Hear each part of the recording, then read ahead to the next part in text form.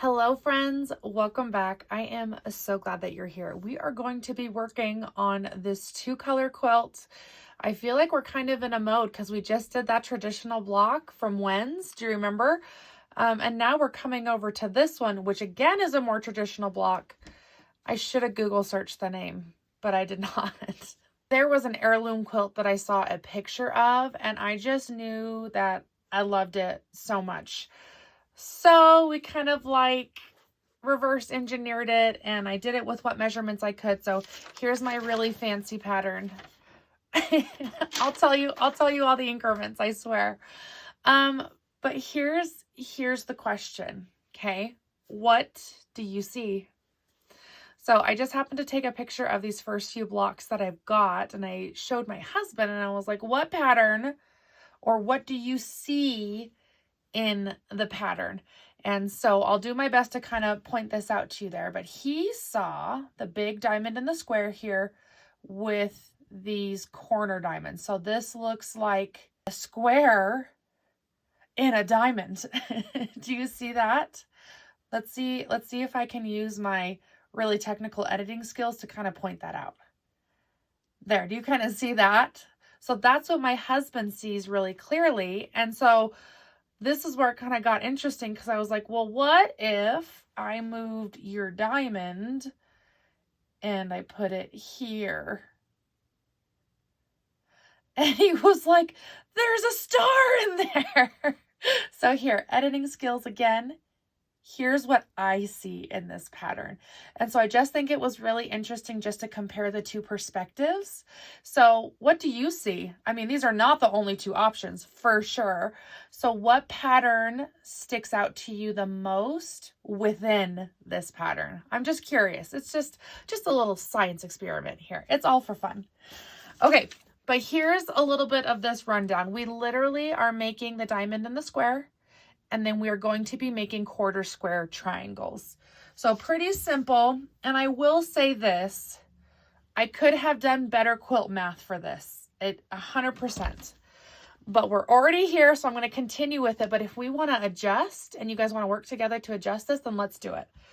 So I cut an 8.5 inch square for my diamond in a square here, just because that was the size of my ruler. I literally made a square of what I had. So there's where the better math would have come in, which is totally doable. These blocks just end up being 12.25 inch. So that's definitely weird, right? But it's a-okay. I think they're going to sew together just as well. But I also was making them in a different colorway. I like this floral with this crimp yellow, and this is a color scheme for this one is too, and it is, the blocks are down there in the abyss. I don't even dare. But when I find them, I'll show you. So let's start with the diamond in the square, and then we'll talk about our quarter square triangles. If we're using my little method to get an extra half square triangle out of here, you're going to get a lot of half square triangles. So we get to decide what we want to do with half square triangles. I'm sure they'll go in the border or something. But from every diamond in a square, we will get 4 half square triangles. So let's just start with that. Well, actually, let's start with turning my machine on. Who knew? Let's start with this diamond in a square. I'm going to get 4 corner pieces. So this is 8.5. These corner pieces are 4 3/4. We are going to draw 2 lines in each of these squares. And this is where we're going to get that extra set of half square triangles out of here so that we're not wasting all this fabric. So what we need for the diamond in the square is a diagonal line going from corner to corner through the middle of this. We are literally just replacing this corner, okay? But since we're drawing lines, I'm going to find my 1/2 inch line, put that on the diagonal that I just drew, and then add another line to the outside of this square. We are going to put right sides together. We're going to tuck this green right in the corner of this white square. We are going to sew exactly on this big diagonal and exactly on the other line that we drew. We will have 2 seams in each corner. We can do more than one, but we cannot do the neighbor. They have to be opposite.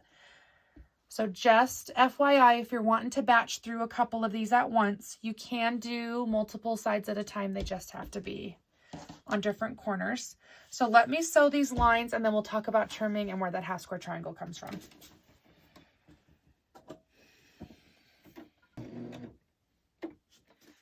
Now that I've sewn my first seam, I literally just lift up my foot, pull a little slack, and rotate this fabric around and put my foot back down. So I don't even cut my thread. I also do that when we're doing flying geese or 8 at a time half square triangles where we need to have a seam on both sides of a line. I do the same method. So just in case you wanted to know, fun fact. There we have our first corner. So we've got our seams right on those lines that we drew. We are going to give ourselves that 1/4 inch seam allowance. So we're going to find the quarter line in our ruler and put that on our big diagonal going corner to corner. And then we will trim on that side of the ruler. So normally this would just be waist now, but because we added that extra seam, we now have a half square triangle. Again, you're going to get a ton of them, 4 per square. So we'll get creative with these. And by the time you trim them down, they are, I'm pretty sure 3.5. Let's just double check though. Yeah, they'll be 3.5 inch half square triangles. So just a fun way not to have so much waste, because whether we use it for this project or a different one, those half square triangles will get used. All right, let's talk about ironing these corners up and over before I just jump through the rest, okay? I like to set my seam first, which means putting your iron just right on top. You're kind of warming up that seam, helping it settle into the fabric there. And then after that, we are going to iron this corner up and over. Be careful not to push that corner because it will want to warp. I like to use spray starch, so my fabric does get wet there for a second, and then it really wants to warp. So be careful with your ironing, and then I will show you what that looks like, and we will magic. And there you have it. The first corner of 4 for this diamond and a square. Let's add the rest. There we have those 4 half square triangles that we got from trimming our corners. And I've already ironed them open. I just feel like I'm already there ironing. Might as well. So here we have our diamond and a square. So I did not misspeak when I said that these are 4 3/4 squares. I really wanted this diamond to sit well below the seam allowance so that I could keep all of the points. Like I said, sometimes my diamonds in a square go a little iffy and I lose my points. So I made sure that that measurement was bigger to allow me to make my normal mistakes as I continue to work on that skill, and it keeps all my points for my diamonds. So in case you were like, hey, that's a really big square, it doesn't need to be that big. That's why. So let's tuck this off to the side, and now we are going to work on our 1/4 square triangles. We are going to make giant half square triangles first, and then we turn them into 1/4 square triangles. So I'm going to get 2 white squares and 2 green squares. These are 5.5 inch squares. What I'm going to do first is not cut. What I'm going to do first is draw a diagonal again. We are going to go corner to corner, no extra lines this time. We are going to sew right sides together to our whites, and we are going to sew a seam on both sides of this line. So we're going to go 1/4 inch to the left and 1/4 inch to the right, giving us 2 seams going down the middle of these half square triangles. This is going to give us 2 half square triangles per set, okay? This is a no waste method, which you know that I love. So right sides together and our seams. 1 set and the second set with seams on both sides. Now we're going to trim these in half, which will give us those 2 half square triangles that I was talking about, but we are not trimming these down, okay? We are avoiding it for now. Now I am going to iron these half square triangles. Whichever side you choose, just do the same to all of them. I choose to do white. So I'm going to set that seam like we've already talked about, putting your iron on top. And then we're going to flip this up and over. I will do the whites up and over on every single one. We need that for nesting in this one. So not only is it a good habit to get into, but especially for nesting, we need the same for all of these. So let's iron. All right, nice and warm. So now we have our 4 half square triangles sewn together. 2 half square triangles will go into each quarter square triangle. So we'll just take these 2 for now. We are going to put our first half square triangle face up on the board, and then we will be flipping this one upside down. And because now we did the whites going the same direction, they are opposite, and those seams will butt together. So just make sure that your green is now on top of your white, and vice versa, your white is on top of your green. So I am just going to do my best to push those seams together to make sure that is nice and tight. The nicer the nesting, the prettier the middle, okay? So this takes a minute. If it's not perfect the first time, welcome to the club. This just takes practice, but nesting is an excellent way to help you get that nice crisp point right in that little intersection there. Once we have that nice and tight, we are going to rotate and we are going to draw a line opposite of our seams right now, okay? So I'm going to grab my big ruler again. My seams are headed left to right, so I'm going to draw a diagonal from the top to the bottom. And then we are going to sew a 1/4 inch on both sides of those lines again. Here we go. And there, now you can see both of those seams on both sides of the line. That always feels so wrong to me to sew over seams this way, but it is the right thing to do. So now we're going to line up our ruler right with that line, trim right through the middle of those, and we have 1/4 square triangles. So let's check out that middle. Ooh, yep, that was a good one. Do you see that? Oh yeah, that worked out pretty well. For these ones, I am going to iron these seams open. It just helps for bulk later, but it helps them lay down nice and flat. So let's iron those seams open, and then we will trim down these 1/4 square triangles. And there we have our 1/4 square triangles. Ta-da! So here are my seams ironed open, but I will say after I iron that open, I make sure that I iron the front so that this lays nice and flat and it's not warped. So here is what nesting got us right there in the middle. Looks pretty good, right?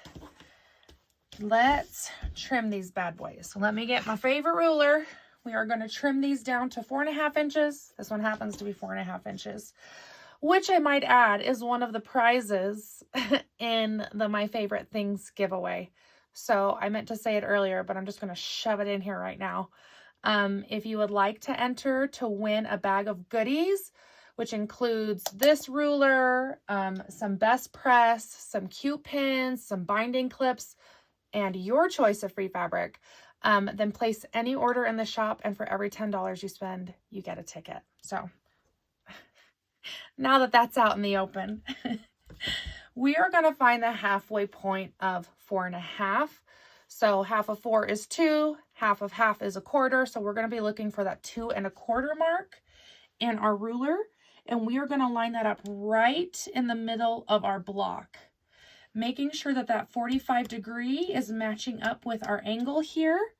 This ensures that we'll be able to cut evenly all around these blocks, and we won't have 1/4 bigger than the other, okay? So I'm feeling pretty good about that. I'm gonna put some pressure on that ruler, trim across the top now. We are going to rotate, and now that we've got a nice clean edge, we are just gonna line up the edge of this ruler here, or your 4.5 mark if you're using a bigger ruler, right with this clean edge. Because we use the 45 degree at the beginning, it should line up again this time. And we will trim our remaining scrap off, giving us an even 1/4 square triangle. Let's magic through the rest of this trimming and put this block together. And beautifully trimmed to 4.5 inches, here we have our 1/4 square triangles. So let's do a layout, and then I'll talk about how I'm going to put these together. All right, diamond in a square. We are going to need one of our 4.5-inch white corners. All of the blocks are the same construction. It's when they stack together like this that they start to make the full pattern. So we're going to have our white corner, quarter square triangle with our green diamond here in the middle, and we're going to repeat for this side. And this will be the construction of each of these blocks. For starters, we are going to sew both of our quarter square chunks here together, because this piece will sew onto our diamond in a square, and then this one will grab the corner, and then we will put that row together. So let's at least get that far to putting these quarter square triangles together, and we will finish this block.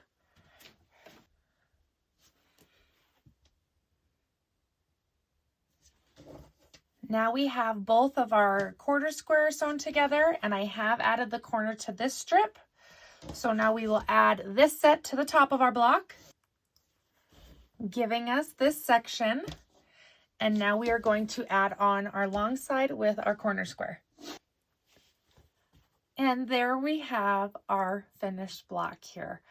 Doesn't look like much now, but when we get it in with everything else, then it is just what we need. Pretty cute, right? Okay, so if we're finishing, hypothetically, let's say I finish this quilt top, okay? We have a great border on this side, but we don't have any border on these ones. So when it comes to those end blocks, if this was the bottom of my quilt, I would actually add another strip like this one with a corner square and the 2 quarter square triangles to finish off that bottom. And then because this is the corner square, I would add another corner and quarter square triangles to this side, where this square would only get the corner and the quarter square triangles. So maybe if we get that far, like we'll kind of touch back with that one, just how to finish this pattern up.